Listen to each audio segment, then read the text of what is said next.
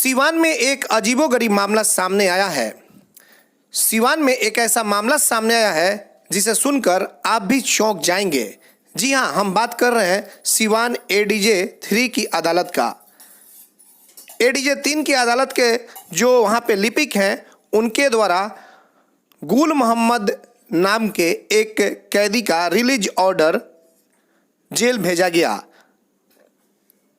और जो release order भेजा गया वो गुल मोहम्मद असांव थाना इलाके के ससराव गांव का रहने वाला था, जिसका एडीजे 3 की अदालत से डकैती के मामले में बेल मिल गया था।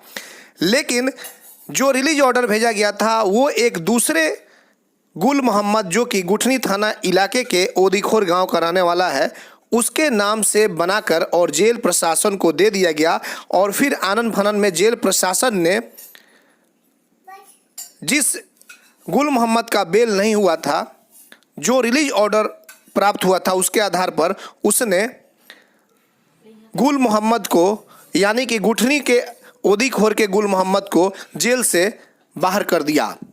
अब आपको बता दें कि गुठनी के ओदीखोर के जो गुल मोहम्मद है, उनका मामला अभी भी पटना उच्च न्यायालय में लंबित है और वो मामला चल रहा है।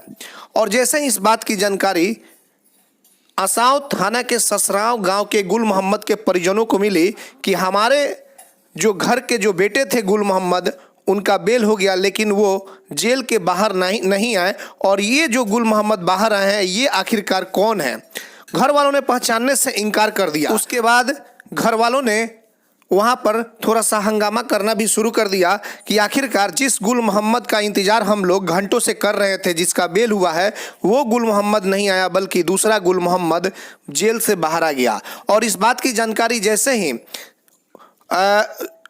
असांव के ससराव वाले गुल मोहम्मद, जिसका बेल हो चुका है, उसके वकील मनान खान अहमद को मिली, तो उन्होंने तुरंत कोर्ट में जा करके इसकी जानकारी ली। तो पता चला कि वहाँ से लिपिक की गड़बड़ी से दूसरा एक जो रिलीज ऑर्डर है, जो गुल मोहम्मद उर्फ ललन नट के नाम से बना करके भेज दिया गया है, जो गुठनी के ओदीखोर का निवासी है, और इसी आधार पे उसे छोड़ दिया गया। और जिसे बेल मिला था वो जेल के अंदर ही है। बस यह खबर पूरे जिले में आग की तरफ फैल गई। और फिर अब उनके वकील के द्वारा फिर से एक बार सोमवार को एडीजे 3 की अदालत में फाइल किया गया और उसके आधार पे जो सही गुल मोहम्मद को बेल मिला था, दूसरे रिलीज ऑर्डर को भेजा गया और फिर दूसरा गुल मोहम्मद को फिर जेल से बाहर निकला गया। अब यहाँ एक बड़ा सवाल यह खड़ा हो गया कि जिस गुल मोहम्मद का बेल नहीं हुआ है और वो जेल के बाहर है, तो आखिरकार वो अब कब आत्मसमर्पण करेगा, या फिर पुलिस उसको कब पकड़कर कोर्ट में लेकर के आएगी या जेल भेजेगी? यह एक कहीं ना कहीं एक बड़ा सवाल खड़ा हो गया। और थोड़ी सी गड़बड़ी के कारण, लिपिक की गड़बड़ी के कारण इस तरह का मामला जो है वो सामने आ गया। और गुल मोहम्मद के बाहर आने के बाद से पुलिस पर दबिश बनने लगी और पुलिस ने छापेमारी करनी शुरू कर दी। और जो गलत छोड़े गए थे गुल मोहम्मद, उनको गिरफ्तार करने के लिए जगह जगह छापेमारी करनी शुरू कर दी गई। और जो उनके एडवोकेट थे अनिल तिवारी, उनके द्वारा भी कहीं ना कहीं कोर्ट को जो है सहयोग किया गया। और उसके आधार पर जो गुठनी थाना इलाके के ओदीखोर गांव का रहने वाला, जो गलत रूप से छूट गया था, जिसे लिपिक की गड़बड़ी से छोड़ दिया गया था, उस गुल मोहम्मद को, जो कि डकैती के मामले में बंद था, आपको बताते चले कि जनवरी में गुठनी थाना इलाके के राम सकल तिवारी के यहाँ डकैती हुई थी और इसी मामले में दोनों अभियुक्त बनाए गए थे। तो उसको आज जो है कि अनिल तिवारी जो अधिवक्ता हैं, उनके द्वारा आत्मसमर्पण सीजीएम कोर्ट में कराया गया। तब जाकर के एक तरफ लिपिक को राहत मिली, तो दूसरी तरफ आपको सीवान पुलिस को भी राहत की सांस मिली है। क्योंकि अगर कोई बड़ी घटना को अंजाम ये दे देता तो इसका जिम्मेवार कौन था, ये लोग सोचने पर मजबूर हो गए थे। सीवान की पुलिस भी सोच रही थी कि आखिरकार इतनी बड़ी गड़बड़ी कैसे हो गई। तो आइए अब सीधे ले चलते हैं और दिखाते हैं कि गुल मोहम्मद जिसने आत्मसमर्पण किया, एटीएन लाइव के पास उसका एक्सक्लूसिव इंटरव्यू है। और सबसे पहले एटीएन लाइव ने इंटरव्यू किया और गुल मोहम्मद ने क्या कुछ कहा, किसकी गलती वो बताया। आइए सीधा सुनाते हैं उसकी बातों को।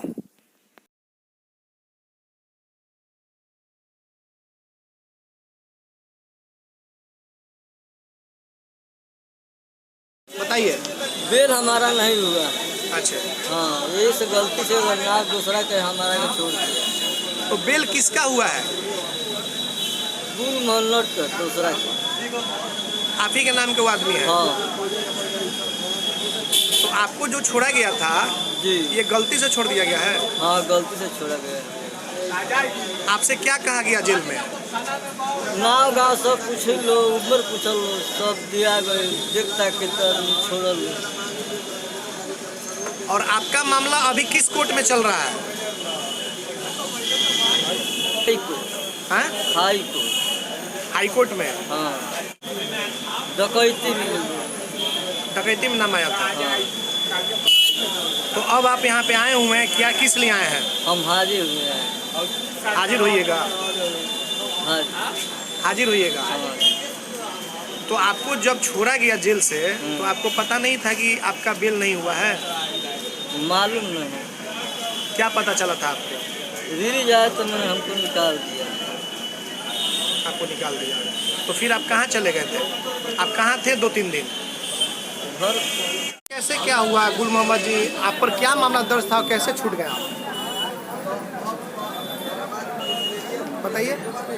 वो जान के रिलीज गईल, ओहू के रिलीज लागल रहे, आ हमरो लागल रहे, तो मैंने ओके लौटा दे, हमके निकाल दे। तो आपको मैंने कैसे छोड़ दिया गया आगे? रिलीज मेरा लगा हुआ 3-4 दिन के चलते। अच्छा, लाग के अब बस ऊ जाके देखता के आके फाइल में देख के हमको निकाल दिया। क्या बोला गया जेल में? हमारा तो नाम गुल मोहम्मद प्रूफ ललन, बाप के नाम हदीर, अच्छा, घर ओदी को। आपका है? हाँ। तो इसी नाम से रिलीज ऑर्डर गया था, क्या नाम से गया था? गुल मोहम्मद प्रूफ ललन। तो जेल में आपको किसके द्वारा जानकारी दी गई, किस तरह से जानकारी हुई, पूरा बताइए ना मामले से क्या हुआ? तब वह रिलीज गई बोला के हमरा के निकाल ले। मोहम्मद वाला था। गुल मोहम्मद नट जो है कि उसका बेल हुआ था और मेरा क्लाइंट गुल मोहम्मद ललन नट है, जिसका ऑनरेबल कोर्ट में बेल पेंडिंग है। इसके बावजूद कोर्ट के त्रुटि से जो है तो उसका रिहाई हो गया। उसका हमने आज आत्मसमर्पण कर दिया। आज न्यायालय कब किया अभी? आज वही करीब 1 बजे हमने न्यायालय में समर्पण कराया है, सीएम साहब के न्यायालय। उसके बाद से उसे हिरासत में ले लिया गया। उसके बाद से उसे हिरासत में ले लिया गया। हाँ,